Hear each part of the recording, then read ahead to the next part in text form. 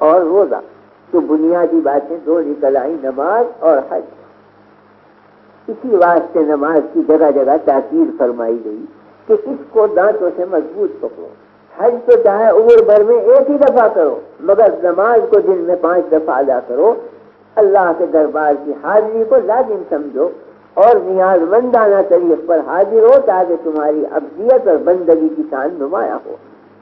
تو نماز کی تاکید فرمائی گئی، اس کے آداب بتلائے گئے، کچھ ظاہری آداب ہیں، کچھ باطنی آداب۔ ظاہری آداب میں سنتیں، واجبات، فرائض یہ رکھے گئے کہ اگر کھڑے بھی ہو ادب سے نگاہیں رہنی چاہیے سجدگاہ کے اوپر، ادھر ادھر نگاہ نہ ہو۔ فقہا لکھتے ہیں کہ اگر آدمی سجدگاہ کی سے ہٹا کر نگاہ کو ادھر ادھر آنکھ چلائی تو نماز تو ہو جائے گی مگر کراہت پیدا ہو جائے گی، اور اگر گردن اس طرح موڑ دی کہ بالکل مڑ گئی تو نماز فاسد ہو جائے گی۔ تو ادب بتلایا گیا نماز کا کہ سجدگاہ کے اوپر نگاہ رہنی چاہیے۔ حدیث میں فرمایا گیا ہے کہ جب آدمی سجدہ کرتا ہے تو ظاہر میں اس کی پیشانی چٹائی پر ہوتی ہے اور حقیقت میں وہ اللہ کے قدموں کے اوپر ہوتا ہے اس کا سر۔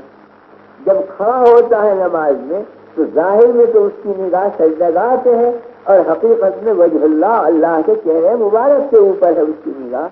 وہ گویا دن میں 5 دفعہ مشق کرتا ہے اللہ کی زیارت کی، اللہ کے قدموں پہ سر ٹیکنے کی۔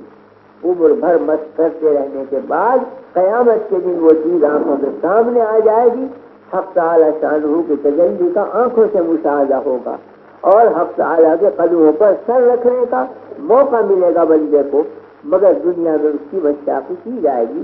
تو ظاہری آداب میں سے بتلایا کہ سجدگاہ پہ نگاہ رکھو اور ادھر ادھر نگاہ مت ہٹاؤ، یہ سارے آداب بتلائے گئے۔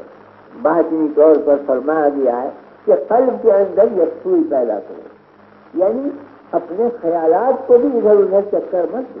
جیسے آنکھوں کو چکر دینے کی ممانعت ہے کہ ادھر ادھر مت دیکھو، سجدگاہ کے اوپر نگاہ رہے، اسی طرح سے قلب کی نگاہ کے بارے میں بھی فرمایا گیا کہ ادھر ادھر مت گھماؤ بلکہ یکسوئی پیدا کرو قلب کے اندر، صرف حق تعالی ہی کے خیال رہے، اسی کا تصور رہے۔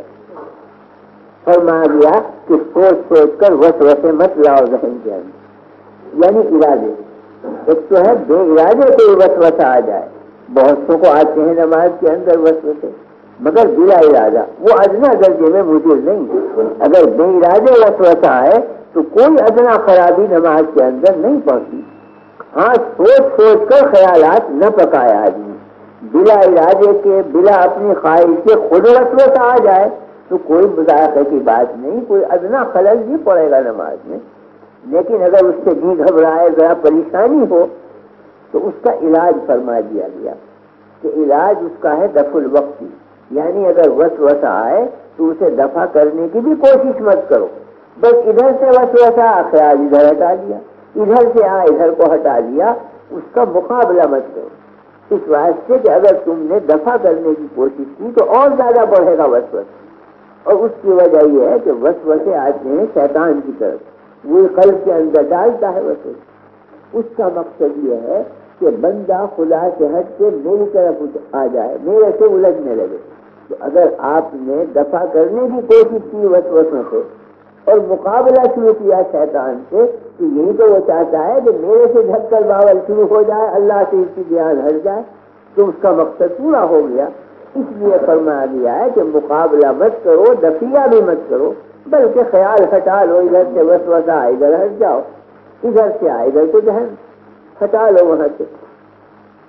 اور اگر اور زیادہ بڑھے وسوسہ تو پھر علاج یہ بتلایا گیا حدیث میں کہ نماز میں اگر زیادہ خیالات آئیں تو اعوذ باللہ پڑھ کر بائیں طرف کو 3 دفعہ چھو چھو کر دے آدمی۔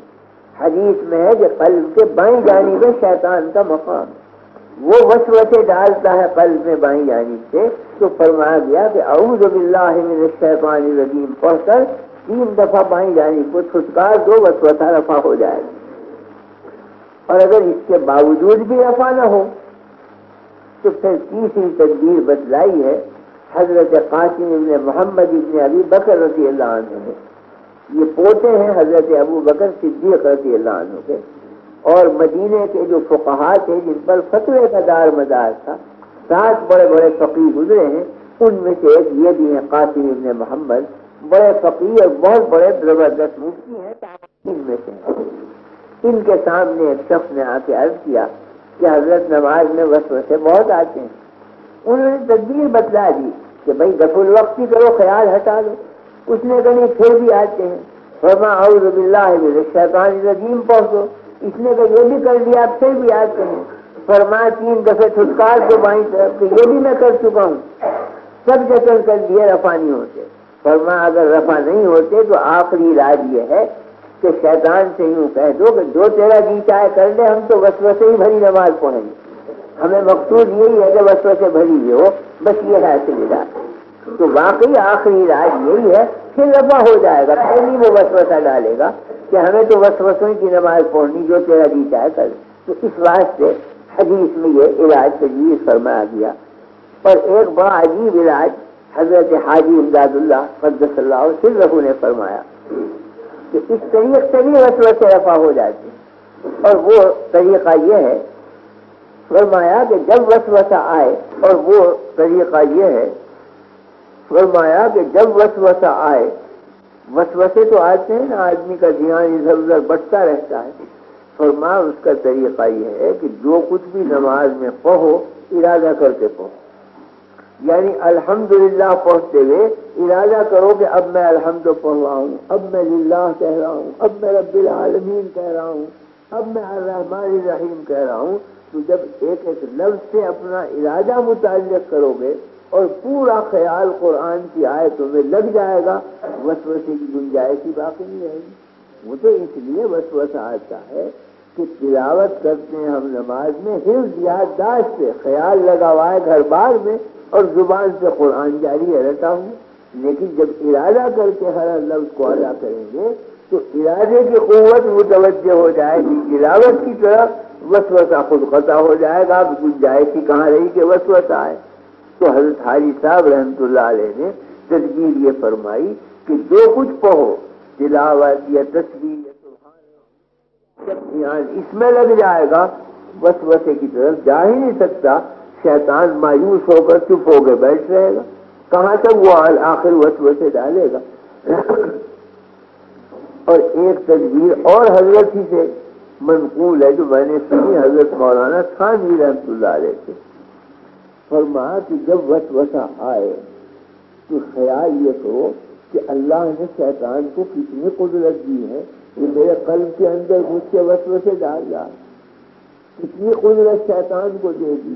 تو شیطان کے وسوسوں کے بجائے قدرت خداوندی کی طرف دھیان چلا جائے گا کہ اللہ کی کتنی بڑی قدرت ہے کہ اسے قدرت دے دی کہ یہ وسوسے ڈالے، تو بجائے شیطان کی بات سننے کے اللہ کی قدرت کی طرف دھیان متوجہ ہو جائے گا، اور یہ خود وسوسہ قطع ہو جائے گا، اللہ کی عظمت، اس کی قدرت پیش نظر ہو جائے گی۔ یہی نماز کا مقصود ہے کہ ذات خداوندی کی طرف دھیان ہو یا اللہ کی صفات کی طرف دھیان ہو جائے۔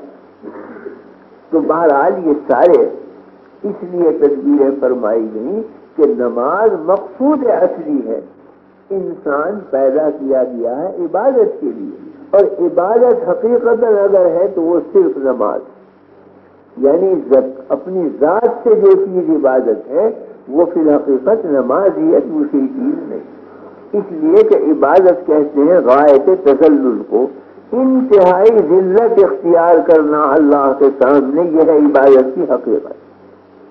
اور ظاہر ہے کہ یہ حقیقت نماز میں پائی جاتی ہے کہ نماز میں آدمی کھڑا ہوتا ہے ہاتھ باندھ کے تو اپنی ذلت کا اظہار کرتا ہے، رکوع کرتا ہے سر جھکاتا ہے تو اپنی ذلت کا اظہار کرتا ہے، ناک اور پیشانی زمین پہ رگڑتا ہے تو اپنی ذلت کا اظہار کرتا ہے، ہاتھ اٹھا کے دعا مانگتا ہے تو اپنی ذلت کا اظہار کرتا ہے۔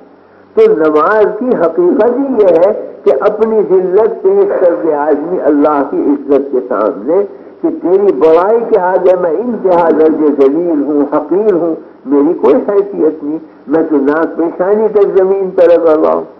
تو نماز کے اندر یہ چیز پائی جاتی ہے جو شان عبادت کی۔ بخلاف اور عبادتوں سے. مثلا زکوٰۃ ہے، زکوٰۃ اپنی ذات سے عبادت نہیں، اس لیے کہ زکوٰۃ دینے میں انتہائی ذلت کم ہے. دینا تو عطا کرنا ہے، اور عطا کرنا تو اللہ کی شان ہے، موتی تو اس کا نام ہے.